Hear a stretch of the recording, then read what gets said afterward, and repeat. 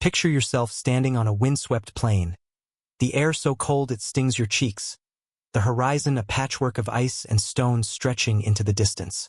More than 400,000 years ago, this was the world of the Neanderthals, our closest kin, not just distant relatives, but brothers and sisters in the sprawling family tree of humanity. Welcome to the human wild, where we peel back the layers of time to uncover the stories etched in the bones of our past. Today, we're stepping into the lives of the Neanderthals, a people who walked the earth with strength, ingenuity, and a spark of something deeply human. They weren't mere survivors of a brutal ice age. They were innovators, caregivers, and perhaps even dreamers, leaving traces of their lives in caves, tools, and the very DNA that runs through many of us. So, grab a seat by the fire, and let's journey back to a time when the world was wilder, colder, and brimming with mysteries waiting to be unraveled. Imagine the scene. A vast, untamed landscape where glaciers loom like silent giants, their edges glinting under a pale sun. The wind carries the distant howls of wolves, the trumpeting of mammoths, and the crackle of a fire tended by a small group of sturdy figures. This was Europe and Western Asia, a place of relentless challenges where survival demanded more than strength. It required cunning, cooperation, and a deep bond with the land. The Neanderthals roamed these lands for hundreds of thousands of years, facing ice ages that locked entire regions in frozen grips and tectonic shifts that reshaped mountains. They weren't the hunched, club-wielding cavemen of old stories. These were people with broad shoulders, compact frames, and brains that rivaled ours in size and complexity. Their story doesn't begin here, though. It starts much earlier, in the sunlit savannas of Africa, where the roots of humanity first took hold. Let's rewind the clock to about 3 million years ago, when the genus Homo, our genus, emerged in Africa. The cradle of humanity was a land of endless possibility, a mosaic of grasslands, forests, and rivers teeming with life. Here, among the earliest hominins, we find Homo habilis, the skillful man, crafting crude stone tools to carve meat and crack bones. These were humble beginnings, the first steps toward something extraordinary, a lineage that would spread across the globe. Fast forward to around 1.9 million years ago, and we meet Homo erectus, a true trailblazer. This species didn't stay in Africa. They were explorers, venturing into Asia and Europe, carrying with them a spark of innovation. Their tools, like the iconic Acheulean hand axes, were meticulously flaked on both sides, sharp and versatile, like the Swiss army knives of their time. These ancestors laid the groundwork for the Neanderthals, passing down a legacy of resilience and adaptability that would echo through the ages. Somewhere between 700,000 and 200,000 years ago, another key figure steps onto the stage, Homo heidelbergensis. Think of them as the bridge between Homo erectus and the Neanderthals. They were taller, stronger, and smarter, with brains capable of complex planning. In Europe, their descendants would become Homo neanderthalensis, the Neanderthals, while in Africa another lineage was forming, one that would lead to us, Homo sapiens. The Neanderthals were built for their world. Their bodies were designed for the cold. Compact, muscular, with broad chests and short limbs to conserve heat. Their faces, with wide nostrils and pronounced brow ridges, warmed frigid air before it reached their lungs. But it wasn't just their bodies that made them remarkable. It was their minds, their ability to innovate, to create, to thrive in a world that seemed determined to break them. Step into their daily life for a moment. You're at a Neanderthal camp, tucked against a cliff near a bubbling stream. The air smells of wood smoke and roasted meat. Around a crackling fire, a small group huddles. Maybe 20 or 30 people. A tight-knit clan bound by survival and shared purpose. These camps weren't random. They were chosen with care, placed where animals passed through, where water flowed, and where the land offered shelter. The ground is cleared, stones arranged for hearths, tools neatly stacked. This isn't chaos. It's a temporary home, a testament to their foresight. Their tools, crafted with a technique called levallois, were marvels of precision. They'd take a rough stone, shape it into a core, and strike it to produce sharp, versatile flakes. Tools for hunting, butchering, or building. These weren't just objects. They were lifelines, extensions of their will in a world where every resource was hard-won. Hunting was no small feat. Picture a group of Neanderthals, armed with wooden spears tipped with stone, stalking a woolly mammoth, a beast that could weigh as much as a modern elephant. They didn't charge in blindly. They planned, reading the landscape like a map. Footprints, broken branches, droppings, these were clues they followed with precision. They worked together, driving prey into natural traps like cliffs or bogs, where they could strike. Once the animal was down, nothing went to waste.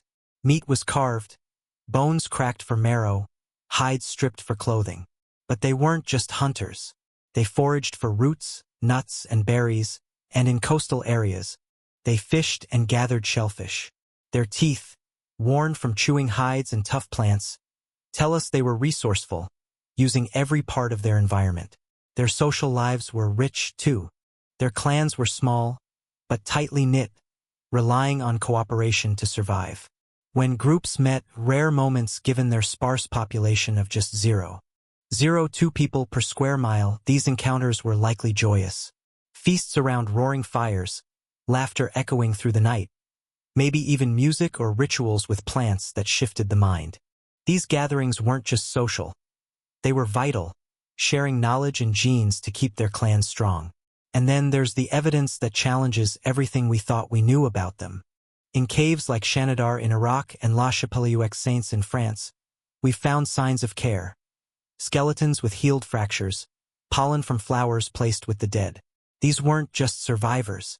They were people who felt, who reflected, who perhaps even wondered about the world beyond.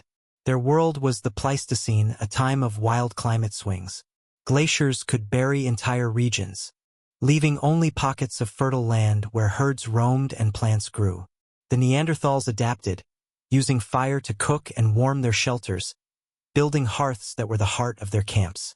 Their tools, ornaments, and early art, like ochre streaks on cave walls, show a spark of creativity that feels hauntingly familiar. And here's where it gets personal. In 2010, scientists sequenced the Neanderthal genome and found that most of us carry 1 to 2% of their DNA. You watching this right now likely have a piece of them within you. They didn't just coexist with our Homo sapiens ancestors. They connected, leaving a legacy that binds us to them across millennia. As we linger by their fires, we see more than a lost species. We see people who laughed, struggled, and dreamed under the same stars we see today. Their story is a chapter in the epic of humanity, a reminder of how far we've come and how much we owe to those who came before. Let's keep walking their path, because the Neanderthals have so much more to show us about what it means to be human in a wild, unforgiving world. Now, imagine waking up in that Neanderthal camp, the embers still glowing from the night before, the air crisp with frost. You're part of a clan, maybe 20 or 30 strong, your family in every sense. The camp is alive with purpose, tools being sharpened, hides being scraped, the low murmur of voices planning the day's hunt. This is the human wild, and we're diving deeper into the daily lives of the Neanderthals, people who turned a harsh world into a home through ingenuity and connection. Their camps were no accident. They were chosen with care, nestled near streams where animals drank or at cave mouths that shielded them from the wind. The ground was cleared, hearths built, tools organized with precision. This was a life of movement, following herds and seasons, but every camp was a testament to their ability to plan and adapt. Their tools were the heart of their survival, and they were nothing short of extraordinary. Picture a Neanderthal sitting by the fire, a flint stone in hand, the air filled with the sharp crack of stone striking stone. They inherited a legacy of toolmaking that began 2.6 million years ago with simple stone choppers. By the time Homo erectus emerged, tools like Acheulean hand axes were game changers, flaked on both sides for versatility. But the Neanderthals took this further with the Levallois technique, a method that was almost like sculpting. They'd shape a stone into a core like a rough dome, and strike it to produce thin, sharp flakes, tools for cutting, scraping, or piercing. One core could yield multiple flakes, light and easy to carry, perfect for nomadic life. These weren't just tools.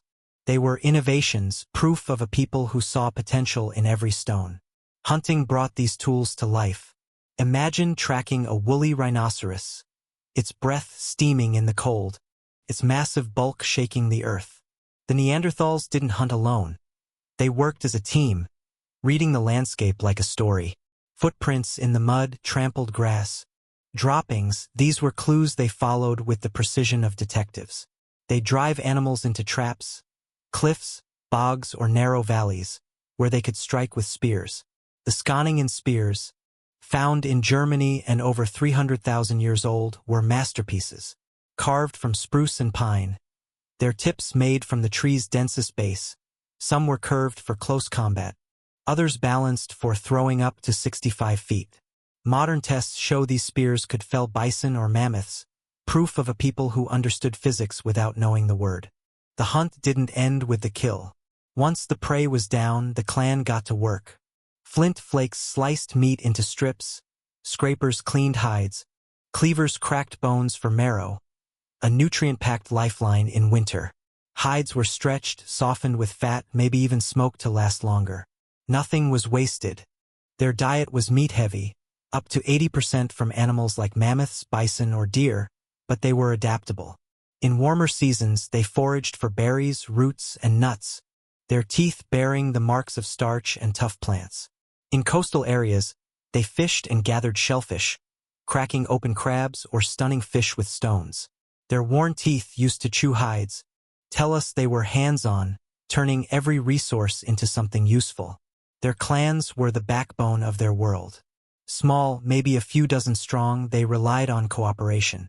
Elders were valued, passing down knowledge of animal migrations, plant cycles, and tool-making. Skeletons with healed fractures show they cared for the injured, sometimes for months. Children grew fast, their teeth falling out earlier than ours, their bodies reaching maturity sooner in a world where life was short. When clans met, rare given their sparse populations, these were moments of celebration. Picture fires blazing, food shared, maybe music or rituals with plants that opened the mind.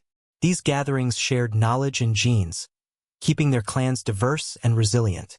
Their world was the Pleistocene, a time of extremes. Glaciers could swallow entire regions, leaving only pockets of fertile land. The Neanderthals adapted, using fire to cook and warm their shelters, building hearths that were the heart of their camps. Caves like La Chapelle-aux-Saints hold clues to their hearts. Bones placed with care, pollen from flowers suggesting rituals. Their tools weren't just practical. Polished stones, shell beads, and ochre markings hint at art, at a need to create beauty. They wore ornaments, feathers, bones, shells, showing a sense of identity that feels so human.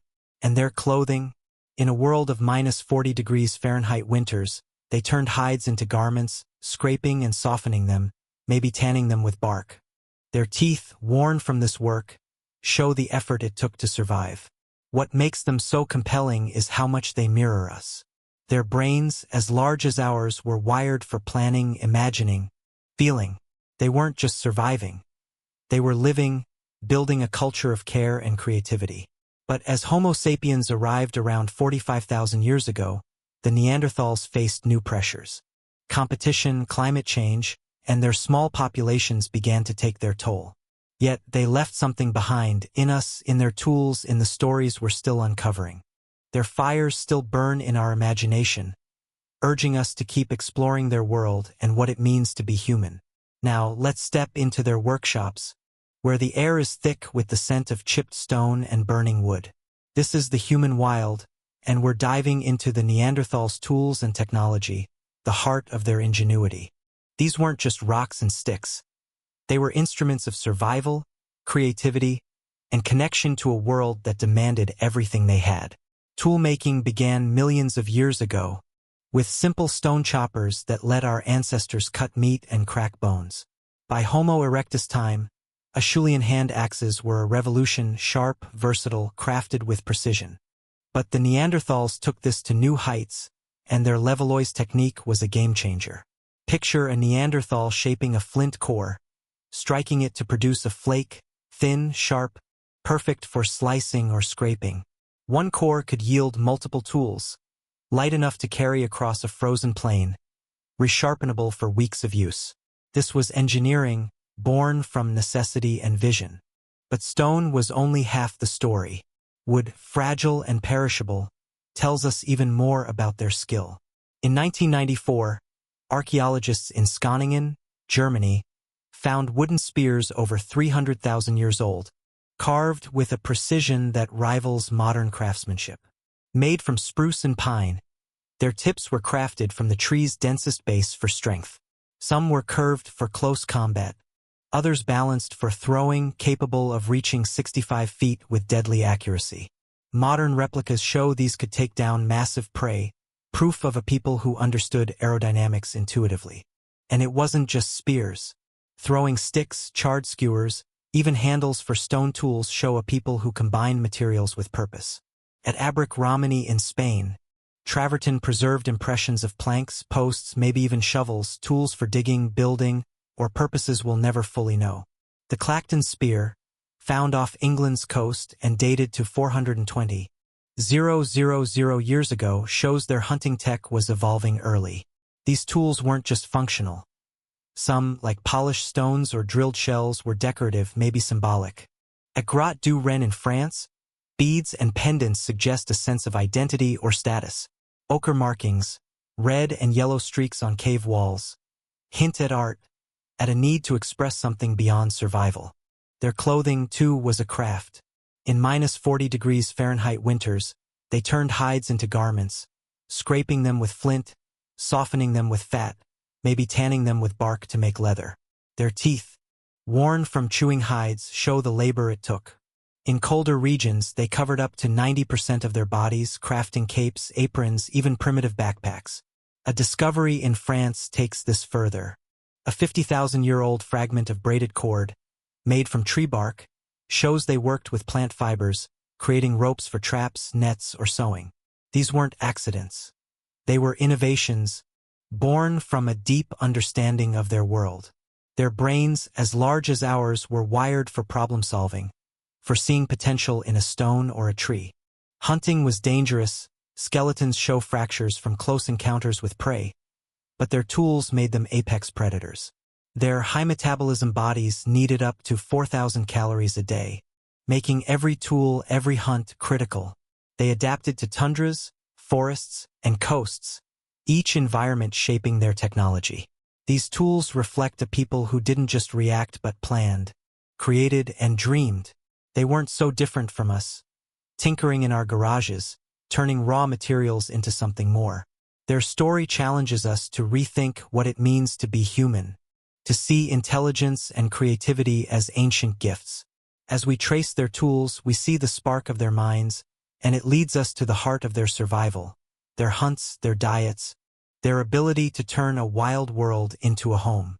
Now imagine crouching in the tall grass, the air heavy with the scent of earth and distant herds. This is the human wild, and we're stepping into the Neanderthals' world of hunting and gathering, where every day was a dance with nature. Their diet was meat-heavy, up to 80% from animals like mammoths, bison, or rhinos, but they were no one-trick hunters. In glacial tundras, they targeted giants, beasts that could feed a clan for weeks. Picture a woolly mammoth, its shaggy bulk a promise of survival. Hunting, it was no solo act. It was a team effort, a symphony of strategy. They read the land, footprints, trampled grass, droppings, following clues with precision. They drive prey into traps, cliffs, bogs, valleys where their spears could strike.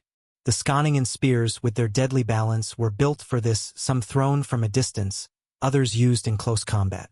Once the prey was down, the real work began. Flint flakes sliced meat, scrapers cleaned hides, cleavers cracked bones for marrow, a calorie-packed lifeline. Hides were stretched, softened with fat, maybe smoked to last longer. Nothing was wasted. Every part of the animal became food, clothing, or tools. But meat wasn't their only sustenance. In warmer seasons, when forests spread, they hunted smaller game, deer, boars, hares, using traps or nets. They foraged, too, gathering roots, nuts, berries and grains, their teeth bearing traces of starch. In coastal areas, like Figueira Brava in Portugal, they fished and gathered shellfish, cracking crabs, or stunning fish in shallow waters. This versatility, this ability to shift with the seasons, shows a people who knew their world intimately. Their bodies demanded it. Built for the cold, with broad chests and short limbs, they burned up to 4,000 calories a day, twice what a modern human might need. Every hunt, every foraging trip was critical. They didn't overhunt.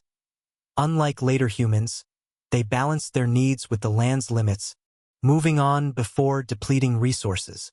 At sites like La Quina in France, bones with precise cut marks show they maximized every kill. Fat and brain matter softened hides. Marrow fueled their bodies, and bones became tools. Even small animals caught with traps or nets played a role when big game was scarce. Their clans were the heart of this life. Small but tight-knit, they shared everything: food, knowledge, care. Elders passed down stories of migrations, plants, and hunts, while children learned fast, growing up in a world where survival demanded skill. Skeletons with healed fractures show they cared for the injured, sometimes for months. When clans met, they shared more than food, knowledge, tools, genes. These gatherings, rare but vital, kept their populations diverse. Their world was harsh, with glaciers reshaping the land and temperatures plunging to -40 degrees Fahrenheit. Fire was their ally, cooking food to unlock nutrients, warming shelters, warding off predators. Caves like Shanidar hold clues to their hearts. Pollen from flowers with the dead, suggesting rituals of loss and love. Their diet and hunts weren't just about survival. They were about community, about turning a wild world into a home. But as Homo sapiens arrived around 45,000 years ago, the Neanderthals faced new challenges. Their story, one of resilience and resourcefulness, leads us to the final question. Why did they vanish? Their legacy, in our genes and their tools, holds the answer. We've reached the final chapter on the human wild, standing at the edge of time, where the Neanderthal story fades into shadow. Around 40,000 years ago, the last of them walked the earth, leaving behind bones, tools, and a legacy that lives in us. We've seen their fires, their hunts, their ingenuity, but now we face the question that haunts us. Why did they disappear? This is a story of change, competition, and the echoes of a people who shaped what it means to be human. Let's walk their final steps, with the wind whispering their tale. The world 45,000 years ago was in flux. The Pleistocene was winding down, glaciers shifting, forests spreading, herds thinning. The Neanderthals, masters of the Ice Age, were perfectly adapted to a cold, meat-rich world. But as the climate warmed, their resources dwindled. Mammoths and rhinos, their mainstays, grew scarce, and their high metabolism bodies, needing up to 4,000 calories a day, felt the strain. Homo sapiens arrived from Africa, leaner, less calorie-dependent, and armed with new tools: bone needles, atlatls, lighter weapons. Their larger social networks connected groups across regions, sharing resources and ideas, while the Neanderthals' small, scattered clans, 0.02 people per square mile, struggled to adapt. Competition wasn't the only challenge. The Neanderthals' low genetic diversity, a result of their isolated populations, made them vulnerable. A disease, a bad season, or a natural disaster could hit hard. Around 70,000 years ago, when Homo sapiens first met them, there was more than rivalry, there was connection. Genetic studies show interbreeding, with 1 to 2% of their DNA in us today. These moments, maybe love, maybe necessity, blended our species, sharing strengths. But Homo sapiens brought advantages: better tools, bigger groups, maybe even diseases the Neanderthals couldn't fight. Climate swings didn't help, turning tundras into forests, shrinking the world they knew. Yet their final days weren't just about loss. Their caves, like Shanidar, hold pollen from flowers with the dead, hinting at rituals, at beliefs in something beyond. Their tools, Levallois flakes, sconning and spears, show a people who planned and created. Beads, ochre markings, braided cords suggest art, identity, maybe even spirituality. Their clothes, crafted from hides, protected them from -40 degrees Fahrenheit winters, a testament to their skill. They cared for their sick, supported their elders, taught their children, living with a sense of community that feels so human. Their extinction wasn't one moment but a slow fade, a perfect storm of climate change, competition, and fragility. They didn't vanish entirely. Their DNA lives in us, their tools in our museums, their story in our hearts. They were innovators, caregivers, dreamers, facing a world as wild as it was unforgiving. Their legacy reminds us of our own fragility and strength, of how we, too, face changing climates and challenges. As we tell their story on The Human Wild, we see not just a lost species but a mirror, our resilience, our creativity, our humanity. Their fires may have gone out, but their light burns in us. Thank you for joining us on this journey. If their story moved you, drop a comment below. Tell us what you think about the Neanderthals, our brothers and sisters. Subscribe and hit the bell to stay with The Human Wild as we uncover more stories of humanity's past. Keep exploring, keep questioning, and stay wild.